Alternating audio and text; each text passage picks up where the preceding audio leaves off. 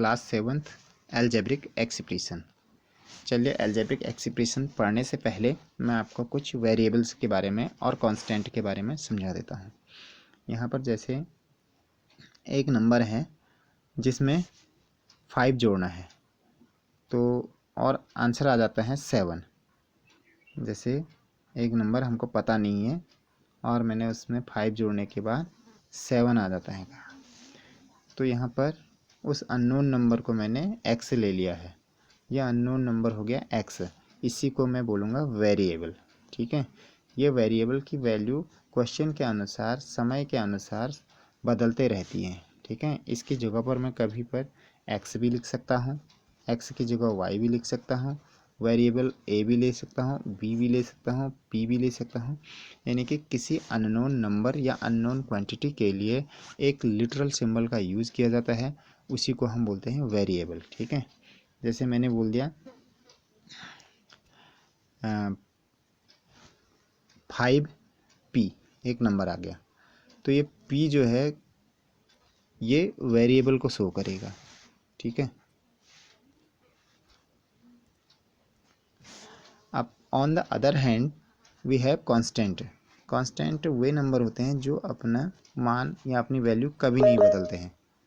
ठीक है, जैसे 4 हो गया, 3 हो गया, 7 हो गया, 100 हो गया, या कोई फ्रैक्शन हो गई 4/5। ठीक है, ये सारे जो नंबर्स है ये हमारे कांस्टेंट कहलाते हैं। ठीक है, ये हो गया।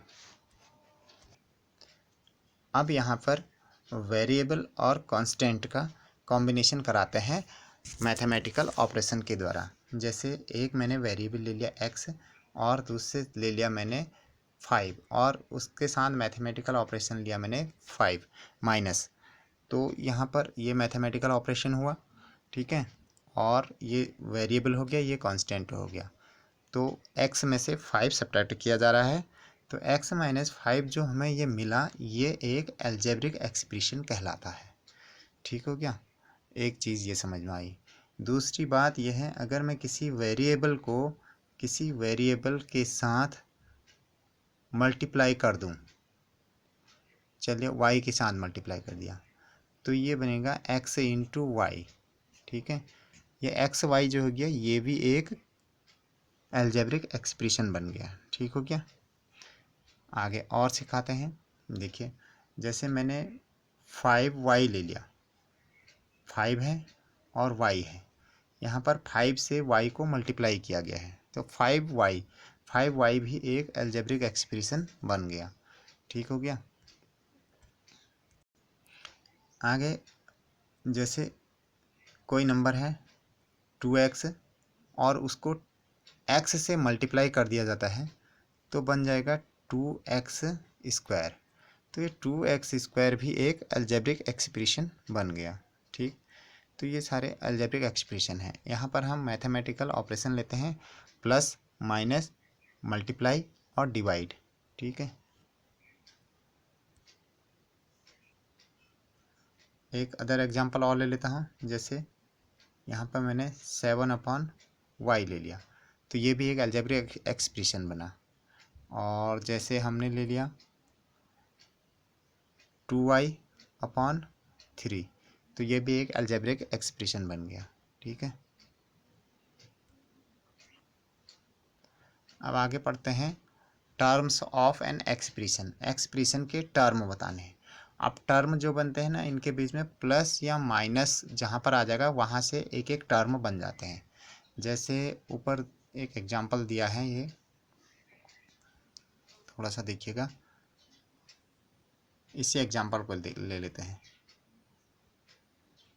4xy + 7, तो यहाँ पर दो टर्म है, एक टर्म ये बना, दूसरा टर्म ये बना, यानी कि टर्म जो बन गए बीच में प्लस साइन से टर्म अलग अलग बन गए, पहला टर्म दूसरा टर्म। अगर बीच में माइनस होता तो भी ये दो टर्म बन जाते। ठीक है, यहाँ पर दो टर्म बन गए।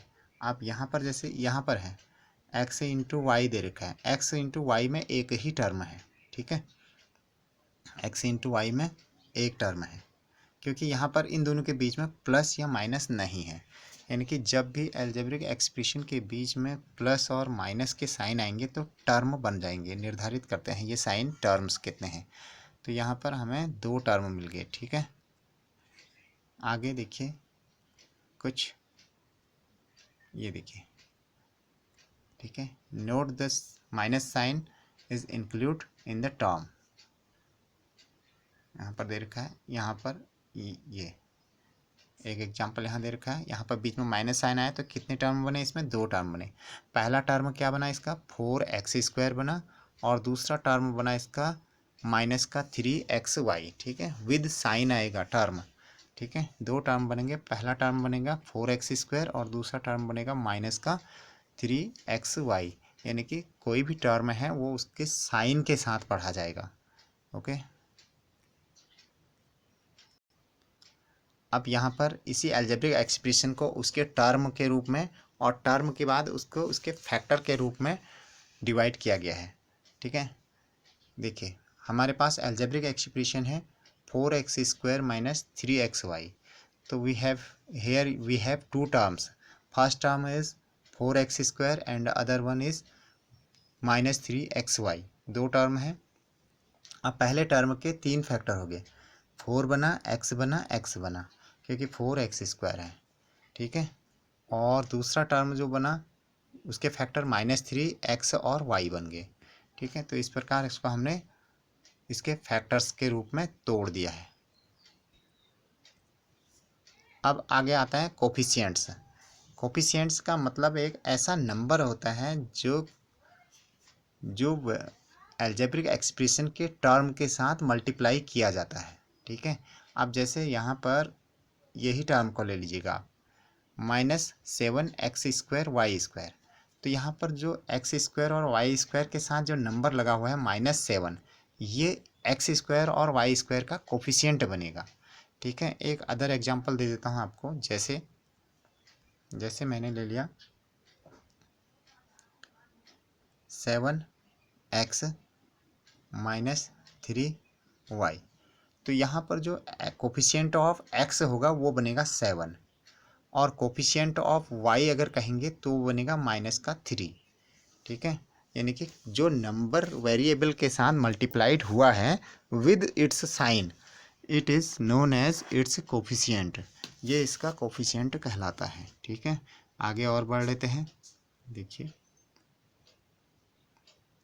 यहाँ पर जैसे एक नंबर यहाँ दे दिया और 10xy², यहाँ पर 10xy² दे रखा है। तो यहाँ पर xy² का जो कोफिशिएंट बनेगा वो 10 बनेगा, ठीक हो क्या। अब यहाँ पर एक एग्जांपल आ गया है जिसमें आपको बताना है कि एक्सप्रेशन में जो वो टर्म बताने हैं जो बिना कांस्टेंट वाले हैं, ठीक है। Which are not constant, give their numerical coefficient, उनका न्यूमेरिकल कोफिशिएंट भी बताना है। देखिए यहाँ पर इसको सॉल्व कराया गया है। तो यहाँ पर फर्स्ट जो एक्सप्रेशन है वो xy + 4 है। तो इसका जो term which is not a constant, जिसमें कांस्टेंट नहीं है, वो टर्म है xy। और xy का जो कोफिशिएंट बना है वो 1 बनेगा, क्योंकि ये सिंगल xy है, ठीक है। ये हो गया। उसके बाद यहाँ पर दूसरा क्वेश्चन जो इसका दूसरा है 13 - y² में -y² ऐसा टर्म है जिसमें कांस्टेंट नहीं है, ठीक है। ये वेरिएबल वाला टर्म है। इसका कांस्टेंट नहीं होने का मतलब है वेरिएबल वाला टर्म बताना है। तो यहाँ पर -y² का जो कोफिशिएंट बनेगा वो -1 बनेगा। यहाँ पर 2 टर्म हैं जो वेरिएबल वाले हैं, ठीक है। पहले का बनना -1 न्यूमेरिकल कोफिशिएंट और दूसरे का 5 बन रहा है। यहाँ पर भी 2 टर्म हैं, पहले में 4p² है, दूसरे में -3pq² है। तो इनके जो कोफिशिएंट बनेंगे वो नंबर इनके साथ जो लगे हुए हैं, मल्टीप्लाइड किए हुए हैं, वो बनेंगे।